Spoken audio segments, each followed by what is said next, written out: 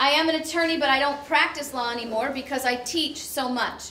I travel all over the country. I teach the foundation of our Constitution, where it came from, how we transitioned from being subjects to a king to free men in a republic.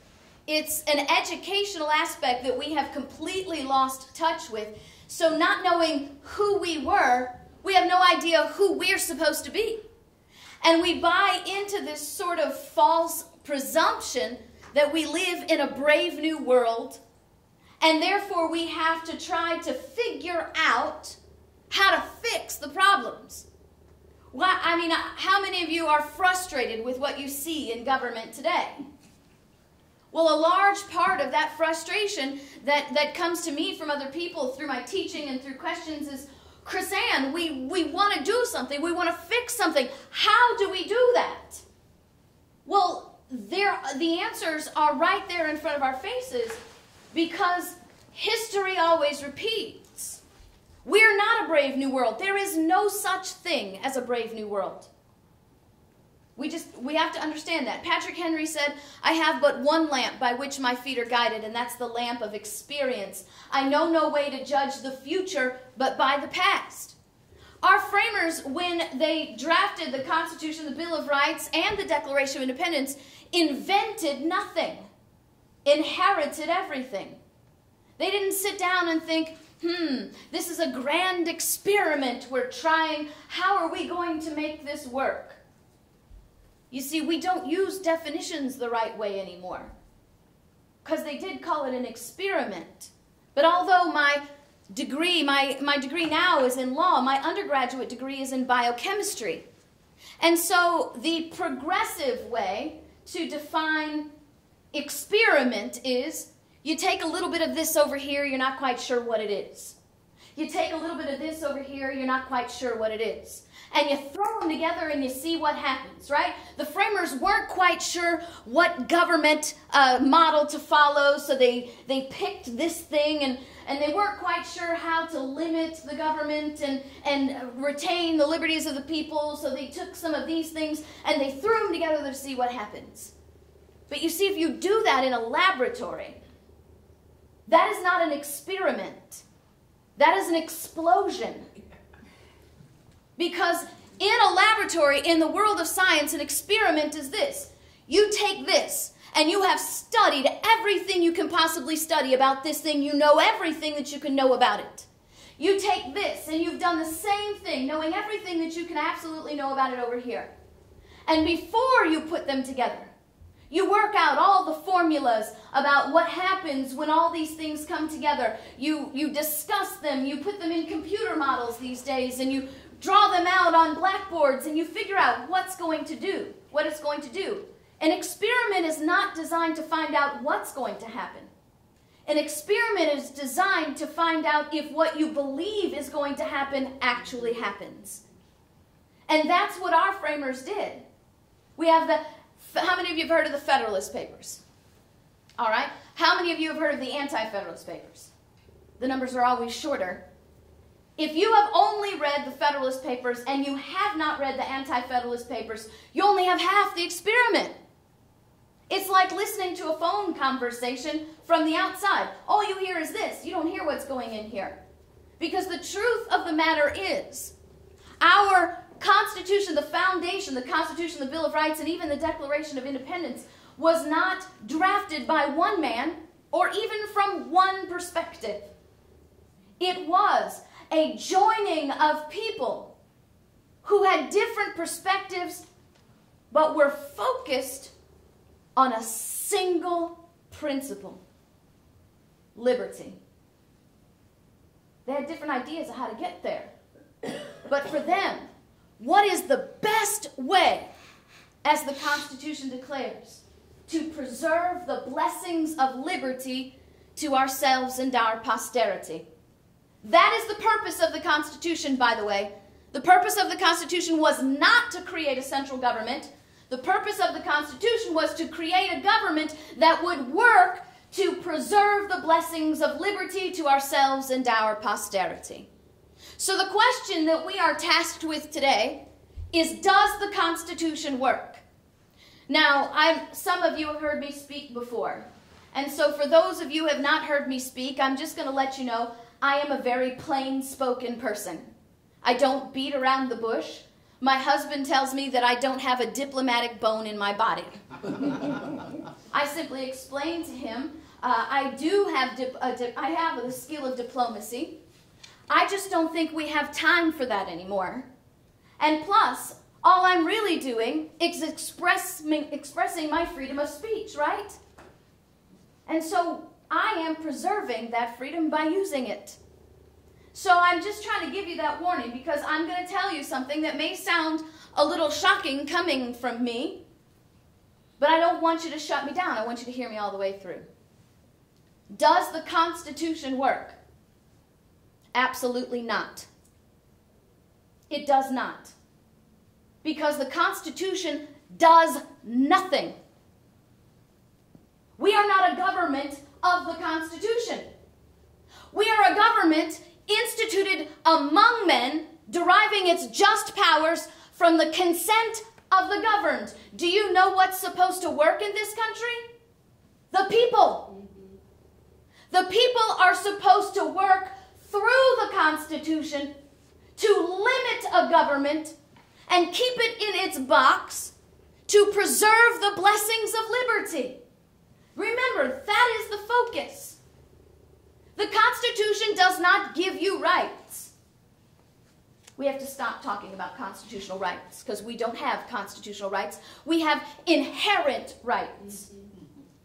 We do not have constitutionally protected rights. We have to get that out of our vocabulary as well. The Constitution does not protect your rights. Can the Constitution pick up a pen and write your representative a letter? Can the Constitution sit in your senator's office and demand compliance? Can the Constitution pick up a sword when it's time to alter or abolish, as Jefferson said might be necessary at some time when those governments instituted among men, deriving their just powers from the consent of the governed, do no longer work the way they're supposed to? Because at that point, it is not the right of the Constitution to alter or abolish governments and establish new ones. It is the right of the people to alter or abolish and institute new governments. We are not a reflection of our Constitution. We are not a reflection of our government. We are a reflection, the government is a reflection of its people. Are you sick and tired of an unconstitutional operating government? Of course. Yeah. Then we have to stop being an unconstitutionally minded people. And in order to keep a constitutionally minded government, we have to keep the government within its defined and limited box, which means we have to learn some things. Now, I don't usually advertise up front that I'm a pastor's wife, because I have found that when I tell people that I'm a pastor's wife, then all of a sudden they put on their religious goggles, whether they be pro-religious or not religious, and then everything that I say is filtered through that. But I want to mention to you that I believe that liberty is not just simply a matter, but a result of my faith. And I have a very, unfortunately, unique view about liberty, much different than many of my brethren. Because I understand that liberty has an aspect of free will. You see, there's one thing that we don't understand today. What is liberty? We have a hard time grasping that. When the people I teach, I tell them, look, if you want liberty, the only way to have liberty is to have a limited government. And that's what our Constitution designed. James Madison said in Federalist 45, the powers delegated to the central government are few and defined. Those that remain in the states are numerous and indefinite. The powers delegated to the federal government through the Constitution, he said, are reserved principally to external objects, foreign affairs. And then he names them: war, peace, negotiation, and foreign commerce. How many of us really understand that the only role our central government has is in foreign affairs? To be a voice on behalf of the states, to represent the Union as an ambassador to foreign affairs. Because James Madison continues and says, everything else remains in the states. The states created the central government when they ratified the Constitution, and they created the central government to be a voice for the Union in foreign affairs, and the central government was then required through the Constitution to leave the states alone to govern themselves. We have to change the way we think about things if we want to preserve liberty. The only way to preserve liberty is to preserve a limited government. If you are a constitutional conservative, or a constitutionalist, or however you want to call yourself, if you believe the Constitution is worth defending, then you have to be the one that says the government is worth limiting. And I always tell people, that means we have to change this. I want a limited central government as long as I can have my Medicaid motor scooter. I want a limited central government as long as I can have those federal subsidized student loans. I want a limited central government as long as the federal government will provide me with fill in the blank. The federal government has no role and no authority to provide you personally with anything. If you are to be provided with anything personally through the government, then you must choose to do that through your state and through your local government in order to be a constitutionally minded person. Because you see, when the government has the authority to provide you with things, they also have the inherent authority to take them away. That's why our rights are inherent. Inherent gifts for us, and not the gifts of government. This is not a new or novel idea, by the way. I teach what I call the genealogy of the Constitution. The fact, the historical fact, that there is nothing new or novel in our Declaration, our Constitution, or our Bill of Rights. All of it inherited through over 1,000 years of blood-bought, time-tested principles. The understanding that liberty is the inherent possession of men and not the gifts of government was codified in 1628 through the Petition of Right of 1628, a list of grievances against Charles I because he was failing to secure the liberty of the people as they had declared it in the Magna Carta and how they had been promised in the 1100 Charter of Liberties. This is not a new idea. Yet once again, our failing is our lack of understanding of liberty. Because if you cannot define liberty, you cannot defend it. John Adams said, liberty must be supported at all hazards. Now, our framers studied the principles of natural law. How many of you have understood, heard, or read about a natural law? Heard of a guy named John Locke, right? Mm-hmm. John Locke, through natural law, teaches that we are created in the image of God. And because we are created in the image of God, we have inherited certain things from God. One thing that we have inherited is freedom. God being the most ultimate free being in the universe, I'm pretty sure nobody's job here is to tell God how to run things. We've inherited that freedom. But here you go. We don't want to live in a place where people are free. That's why it's liberty must be supported at all hazards and not freedom. You see, if we live in a place where people are free, that means we're free to lie, we're free to steal, and we're free to murder. We are free to do whatever we want to do regardless of how that hurts you. Does that sound like a nice place to live? I sure hope not. Because liberty and freedom are not synonymous. Freedom is an aspect of liberty. Liberty is freedom plus morality. That morality that we share that says, I understand I'm free to lie and steal and murder, but I will not because it's wrong. Notice I didn't say freedom plus religion. Because I believe you don't have to be religious to be moral. I believe that we are all given an inherent sense of what's right or what's wrong. Everyone is given a measure of that light. And that liberty is freedom plus morality. I will respect your freedom by controlling myself to not hurt you. That's the only way to preserve liberty.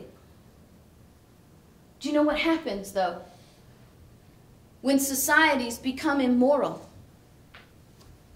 We are either unwilling or unable to govern ourselves. And when that happens, we cry out to government to keep us safe from ourselves. We can't govern ourselves. We can't keep ourselves safe. So government, please keep us safe. Governments love that, by the way. Absolutely love that. Because you see, laws don't stop crimes. How many of you realize that? Laws don't stop crimes. If laws stopped crimes, we would be a crime-free country because we have way too many laws. There are only two things that will stop people from doing bad things. You see, I am free to murder my neighbor anytime I want to. You recognize that, right? I am free to murder my neighbor anytime I want to. I may suffer the consequences of murdering my neighbor, but I'm free to do that. There are only two things that will stop me. I am free to murder my neighbor anytime I want to, but I will not because it's wrong. Morality. I am free to murder my neighbor anytime I want to, but I will not because he's well armed. Force. There is only two things that will stop people from doing bad things: morality and force. Government cannot pass laws to make us moral, right? Nope.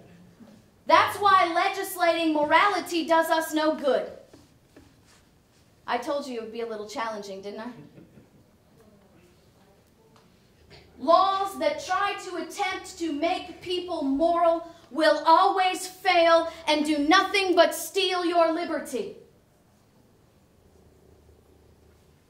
So when we become immoral and we cannot protect ourselves from ourselves, or we're unwilling to do so, and we cry out to government to keep us safe from ourselves, governments love to do that because they can't make us moral.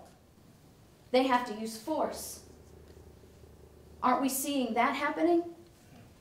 With the militarization of our law enforcement? The laws that are constantly pressuring us into servitude in all directions. When we can't govern ourselves and we ask the government to do it for us, they can only do it through force. And they love that because the more force they have to use, the more power they have to have. And the more power they have, the less liberty we have.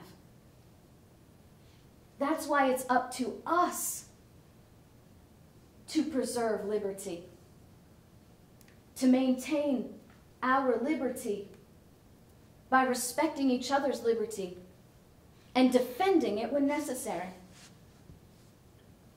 John Adams said, "Liberty must be supported at all hazards. We have a right to it derived from our Maker, but if we had not, our fathers have bought and purchased it for us with their ease, their estates, their pleasure, and their blood."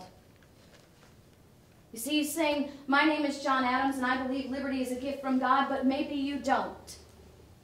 And if you don't, you cannot deny that men and women have given the most ultimate of sacrifices so that we can have liberty today.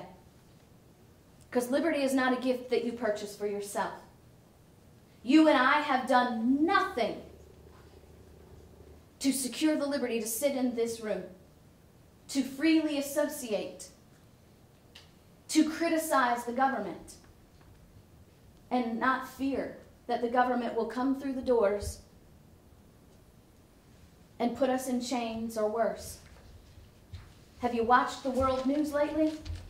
That is not a liberty enjoyed by everyone on this planet. This is something that we have to work to preserve. We must do that. And preservation of liberty must be done in a constitutional republic through the preservation of the Constitution. Because it is the Constitution, number one, that creates the limited government, and number two, reminds us that we are the rulers of the liberty. That's what the Ninth Amendment says. The Ninth Amendment declares that all the rights in the universe belong to us. The 10th Amendment declares only power is delegated to governments in a limited form. So if we want to have a constitutionally minded government, we have to be a constitutionally minded people. If we want the constitutional republic to work, it can only work if the people are believing and thinking the same things. Not exactly, but focus on liberty. You may have a different perspective on how to do that than I do. But you know what's crazy? The very definition of liberty says you can have that different perspective, and I shouldn't be beating you over the head for it. We've got to get a better handle on what this liberty thing is so that we can defend the Constitution, so that we can identify constitutionally minded candidates. I mean the real ones, not the ones who just get up and talk about stuff and then change their mind when they get up there. And then we can be a government instituted among men so that the government will derive its just powers from the consent of the governed. Are you sick of watching the government do things it's not supposed to do? Then why are you consenting? The only way they do that is because we consent. I don't mean to pop any balloons or burst any bubbles, but voting is not the ultimate duty of a citizen. It's the basic minimum. Why do you think we have the right to freedom of speech? Freedom of press? The freedom to assemble? The right to to petition the government for a redress of our grievances? So we can steer and control the government after we elect them. The problem is, if you don't use those tools, then it's like you don't have them. You might as well not even have them at all.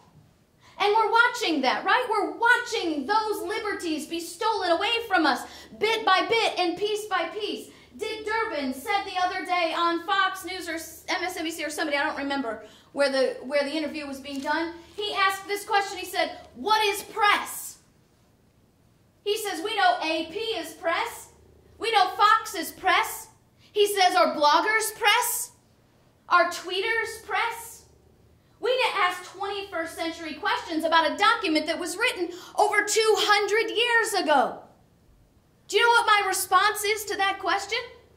Or that statement? Hey, Dick, it's the First Amendment. I don't need government approval, and that's the whole point. But when we allow those things to sit in the air and never challenge them, they become the truth. We now have a movement in the Senate to limit your speech and what you can write on the internet and what you can write in newspapers to people who have proper credentials. What were Thomas Paine's credentials? Mercy Otis Warren, my favorite founding mother, the first American woman playwright, self-educated. She wrote Shakespearean-style plays, and the whole purpose of those plays were satirical, to poke fun at the British government to encourage the liberty movement. She obviously had no proper credentials. She's the first American woman historian. She wrote a 3-volume set called The Rise, Progress, and Termination of the Revolutionary War. She says, I need to write this. I have an interesting perspective because I lived it. What were her credentials? She was self-educated. See, it doesn't matter that the framers didn't have internet, that they didn't have Facebook or Twitter, because they knew liberty. They knew the principle of liberty. They knew the means of preserving it. They knew what tyranny looked like. And they knew that liberty could only be preserved by active, engaged citizens. And voting doesn't make you active, because the majority of the population only votes once every 4 years. And even if you're one of the rare that votes every 2 years, that's not the price for preservation of liberty. The price for preservation of liberty is eternal vigilance. And there's not a whole lot of room to be a couch potato when you're being eternally vigilant. So does the Constitution work? No, it doesn't, because it cannot work.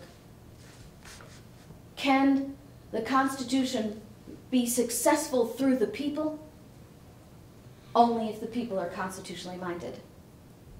And that has to happen through the people.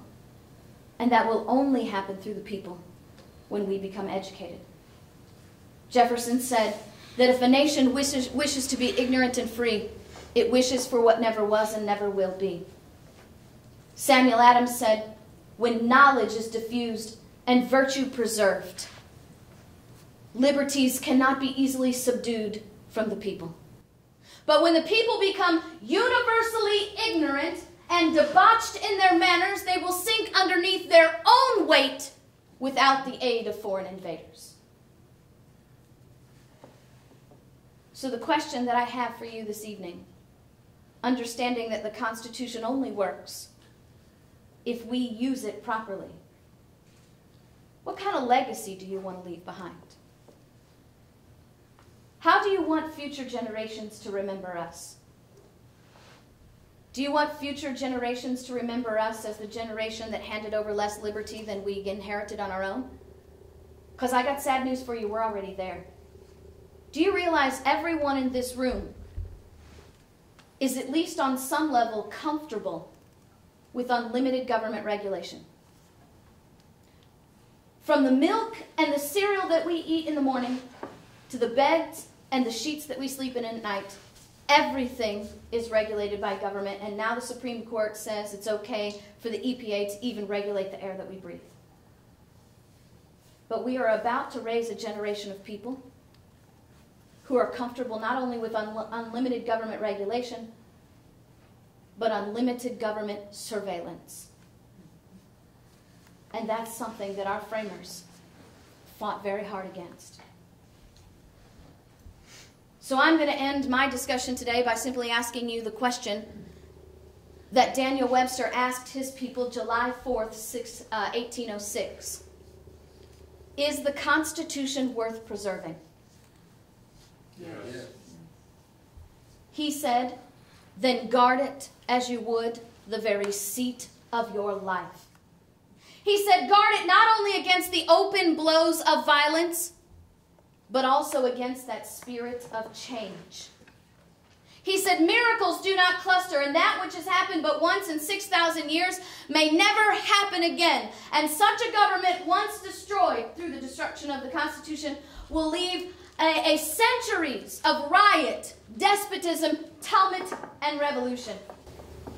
So again, what do you want your legacy to be? A legacy of preservation of liberty, or a legacy that says we were so addicted and dedicated to our own comfort that we didn't care the consequences that we bestowed on our children?